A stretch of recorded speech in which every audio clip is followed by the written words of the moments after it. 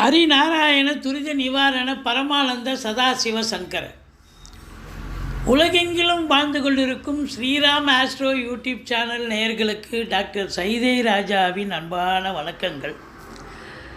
நாம் இப்பொழுது இந்த எபிசோடில் சனி பெயர்ச்சி பலன்கள், சனி பகவான் மார்ச் 29, அதாவது 29/3/2025 கும்பத்தில் இருக்கும் சனி பகவான் மீனம் செல்கிறார்.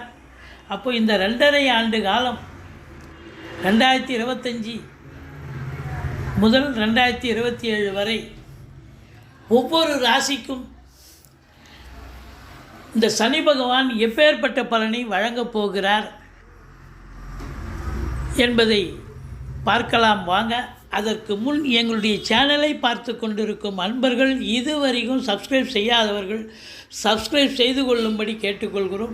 ரைட் சைடில் சப்ஸ்கிரைப் இருக்கும், பெல் பட்டன் இருக்கும், ரெண்டுத்தையும் ப்ரெஸ் பண்ணிங்கன்னா அடுத்த நொடியே எங்களுடைய வீடியோ உங்களை நோக்கி வர துவங்கிவிடும். பட்டீஸ்வரம் ஸ்ரீ விஷ்ணு துர்க்கையை வழிபட்டு வணங்கி இந்த சனிப்பெயர்ச்சி பலனை நாம் பார்க்கலாம் வாங்க. ஒவ்வொரு ராசிக்கும் எங்களுடைய வீடியோவை ஸ்கிப் பண்ணாமல் பாருங்கள். நிச்சயமாக இது உங்களுக்கு பயனுள்ள ஒரு பதிவாக இருக்கும். பொறுமையாக பாருங்கள், ஸ்கிப் பண்ணாமல் பாருங்கள். வாங்க ராசிக்குள் செல்லலாம். துலா ராசி காலபுருஷனுக்கு 7வது ராசி. சுக்கிர பகவான் ஆட்சி பெறும் வீடு. இந்த துலா ராசியில் சித்திரை 3-4 பாதங்கள், சுவாதி, விசாகம் 1, 2, 3 பாதங்கள் உள்ளடக்கி இந்த சனி பெயர்ச்சி கும்பத்திலிருந்து மீனத்துக்கு செல்கிறார் அல்லவா, 29/3/2025. இந்த சனி பெயர்ச்சியால் இந்த துலா ராசியில் பிறந்த அன்பர்களுக்கு, துலா லக்னத்தில் பிறந்த அன்பர்களுக்கு சாதகமா அல்லது பாதகமா, இதை பற்றி தான் நம்ம சொல்ல இருக்கோம். பாருங்கள், இந்த துலா லக்னம் துலா ராசிக்கு சனி பகவான் யோகாதிபதினு சொல்லுவாங்க. 4க்கும் 5க்கும் உடைய யோகாதிபதி அப்படின்னு சொல்லக்கூடிய ஜாதகம், அதாவது கிரகம். இந்த கிரகம் பார்த்திங்கன்னா, இப்போ சனி பகவான் எங்கே போகிறார், எத்தனாம் இடத்துக்கு போகிறார் அப்படின்னா 6ஆம் இடத்துக்கு போகிறார். இந்த 6ஆம் இடம் என்பது 4க்கும் 5க்கும் உடையவர் 6ஆம் இடத்துக்கு சென்றால் நல்ல பலன் தருமா, இல்லை தீய பலன் இருக்கும்? இப்போது இந்த சனி பகவானுக்கு ஸ்தான பலம்னு ஒன்று இருக்குது. கோச்சார ரீதியாக எந்த இடத்துக்கு சனி இப்போ செல்கிறாரோ சில இடங்களுக்கு செல்லும் பொழுது அற்புதமான பலனை தருவார்னு ஜோதிட கிரந்தம் சொல்கிறது. 3, 6, 11 ஆகிய இடங்களுக்கு. அப்போ 6ஆம் இடம் என்பது அற்புதமான இடம் அல்லவா, வெற்றி ஸ்தானம். இப்போ 6ல் சனி இருக்கிறது சிறப்பாக அப்படின்னா துலா லக்ன துலா ராசி அன்பர்களுக்கு சிறப்பு தான். சாதிக்க முடியும், வெற்றி பெற முடியும். தொழில் ரீதியாக போட்டிகள் இருந்தாலும் அந்த போட்டிகளில் இருந்து நீங்கள் பெரிய லெவலில் சாதிக்கக்கூடிய ஒரு அமைப்பு நிச்சயமாக இருக்கும் அப்படின்னு கண்டிப்பாக சொல்லணும். இந்த சனி பகவான் பொறுத்தவரையிலையும் இந்த துலா லக்ன துலா ராசியில் பிறந்தவர்களுக்கு 2.5 ஆண்டு காலம் 6ஆம் இடத்தில் இருந்து பலனை தரப்போகிறார். 6ஆம் இடம் ரோணரோக சத்ருஸ்தானம்.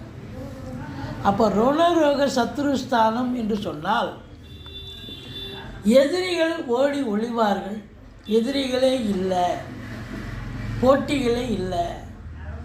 போட்டி பந்தயம் எதாவது இருந்தால் அது நீங்கள் தான் ஜெயிக்கக்கூடிய ஒரு நிலை. அலுவலகத்துலேயும் சரி, வேலை பார்க்குற இடத்துல சில பேர் போட்டியாக இருக்கும், தொழில் போட்டி இருக்கும். அப்படி இருக்கும்போது அந்த இடத்துல நீங்கள் தான் ஜெயிக்கக்கூடிய நிலை. எதிரிகள் இல்லை. அடுத்தது பார்த்தீங்க அப்படின்னு சொன்னால், உடல் ரீதியாக எந்த ஒரு பிரச்சனையும் உங்களுக்கோ உங்கள் குடும்பத்தாருக்கோ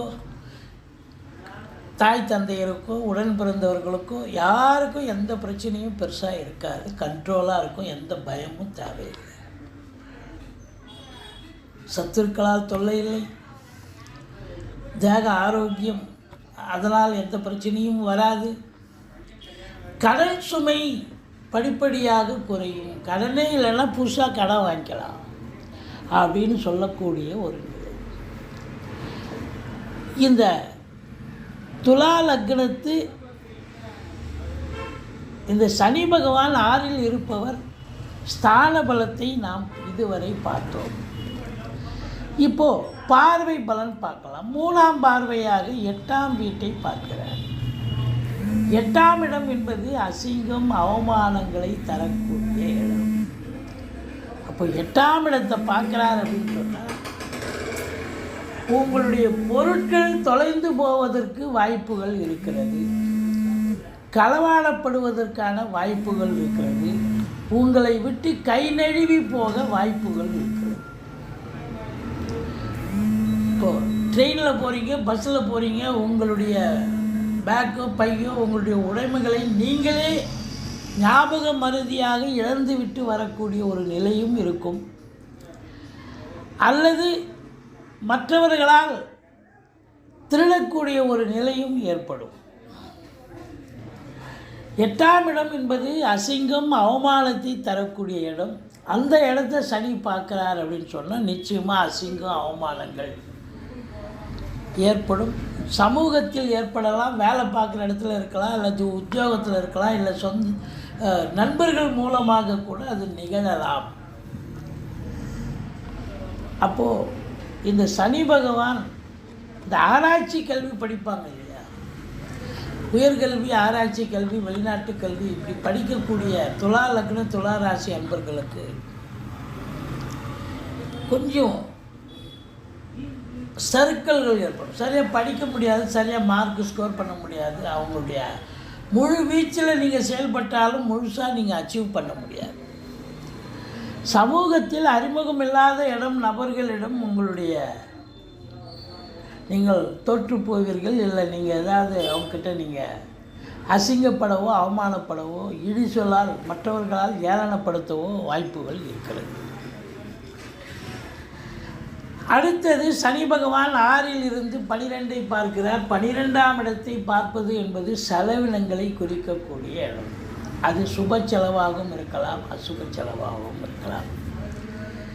அசுப செலவு என்பது திரும்ப வராதது. மருத்துவத்தில் போய் ஒரு 8 லட்சம் 10 லட்சம் கட்டுறீங்கன்னா அது திரும்பி வராது. ஆனால் நல்லபடியாக நம்ம அவங்க யாருக்காக நம்ம உடல் ரீதியாக ஃபிசிக்கலாக அவங்களுக்கு செய்கிறீங்களோ அவங்க தேக ஆரோக்கியத்தோடு வீடு திரும்பினார்கள் என்று சொன்னால் ஓகே.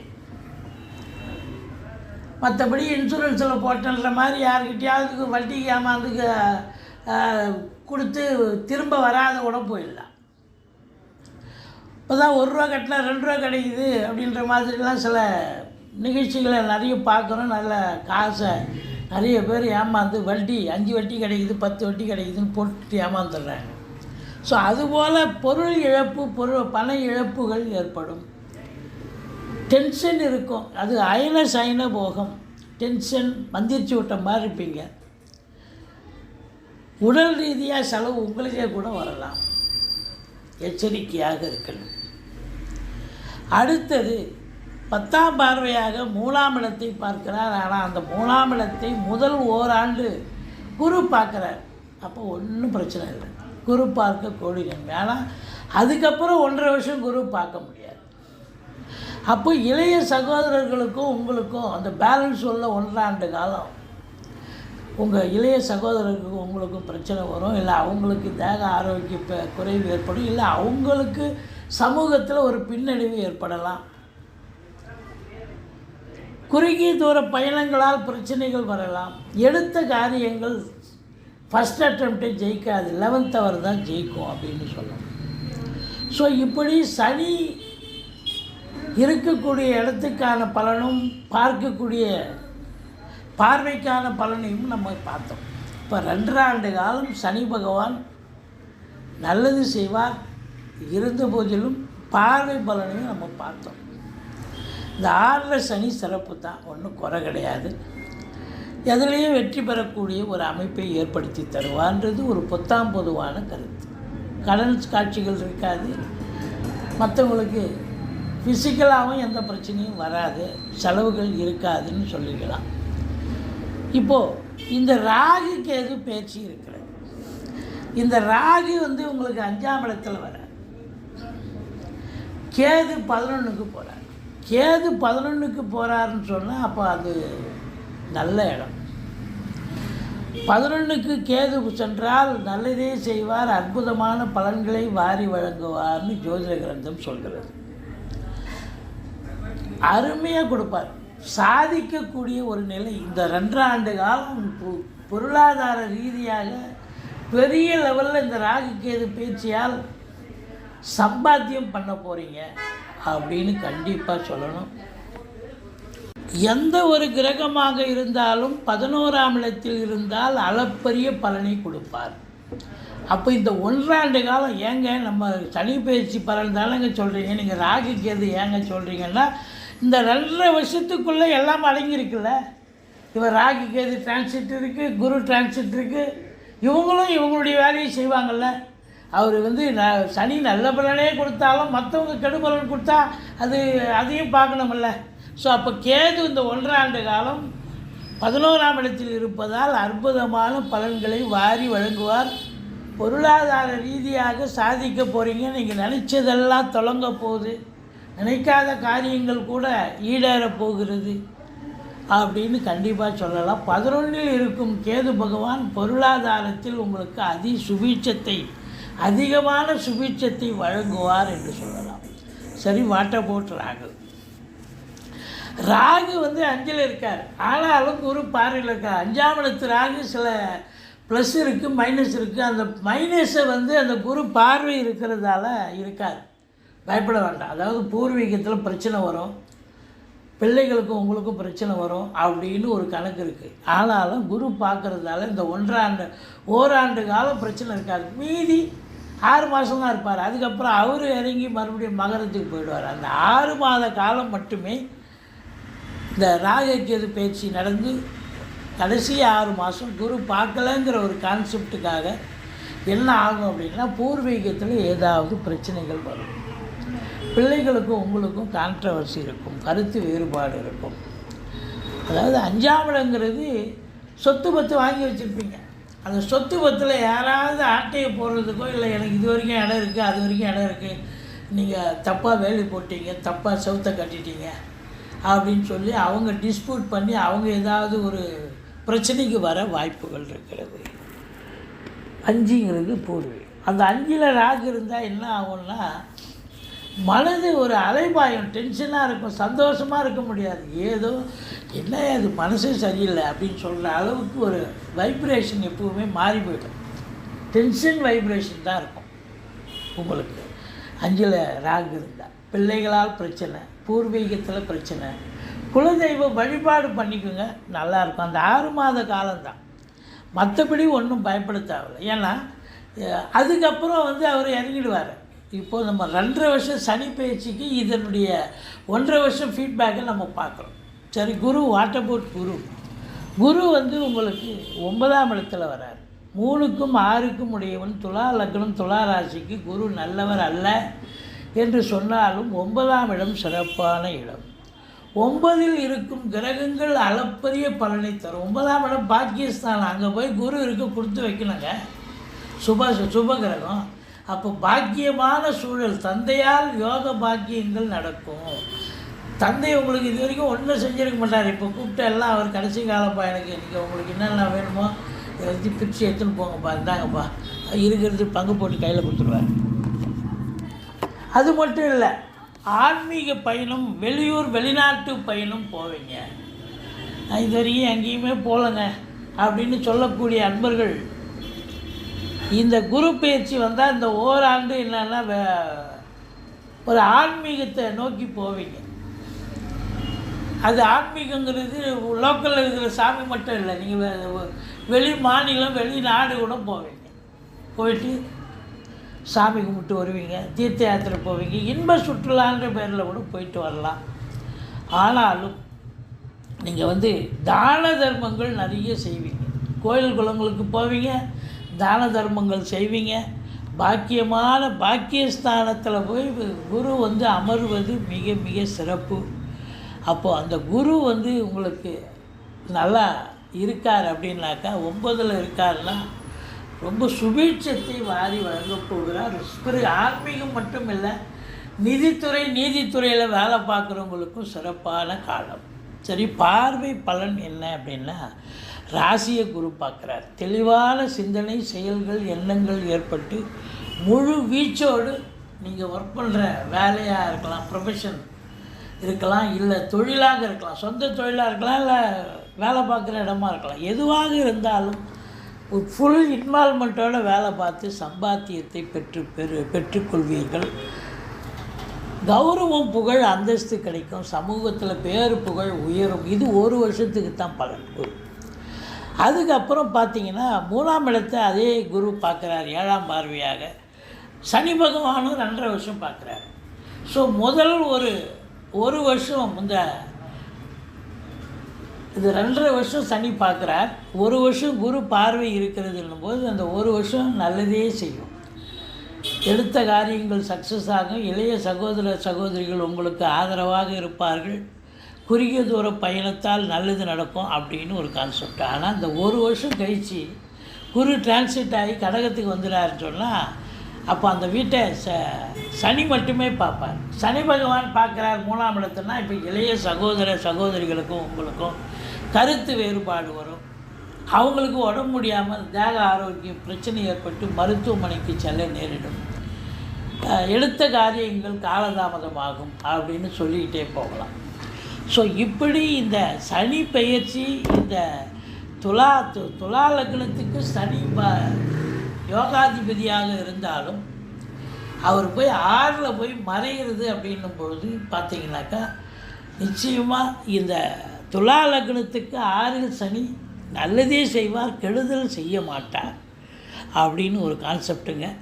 நீங்கள் இதில் ராகு 5ல் இருக்கிறதால துர்க்கையை, அது விஷ்ணு துர்க்கையை வழிபாடு செய்து கொள்ளுங்கள். மற்றபடி குறை ஒன்றும் இல்லை. இந்த ஓராண்டு பலன் அது ராகுக்கு குரு பார்வையில் இருக்கிறதால ஒன்றும் பிரச்சனை இல்லாமல் இருக்கும். அதுக்கப்புறம் ஒரு 6 மாதம் குரு பார்வை இல்லைன்னும் போது கொஞ்சம் பிரச்சனையாக தான் இருக்கும். ஆனால் கேது நல்லதே செய்வார். நீங்கள் கேது அளப்பரிய பலனை கொடுக்க போகிறார் அப்படின்னு சொல்லணும். 11ல் இருக்கும் கேது உங்களை பெரிய லெவலுக்கு பொருளாதார ரீதியில் ஒரு கோடீஸ்வரன் ஆகக்கூடிய ஒரு அமைப்பை கூட ஏற்படுத்தி தருவார் என்று சொன்னால் மிகையாகாது. மொத்தத்தில் இந்த துலா லக்ன துலா ராசியில் பிறந்த அன்பர்களுக்கு சனி பயிற்சி நிச்சயமாக சாதகமான பயிற்சி தான். இதுவரைக்கும் எங்கள் சேனலை பார்த்தமைக்கு நன்றி. எங்களுடைய பதிவு உங்களுக்கு பிடித்திருக்கும் பட்சத்தில் உங்களது நண்பர்கள், உறவினர்கள் அனைவருக்கும் ஷேர் பண்ணுங்கள், இல்லை நீங்கள் லைக் பண்ணுங்கள், சப்ஸ்கிரைப் பண்ணுங்கள். மறக்காமல் சப்ஸ்கிரைப் பண்ணுங்கள். நன்றி. வாழ்க வளமுடன்.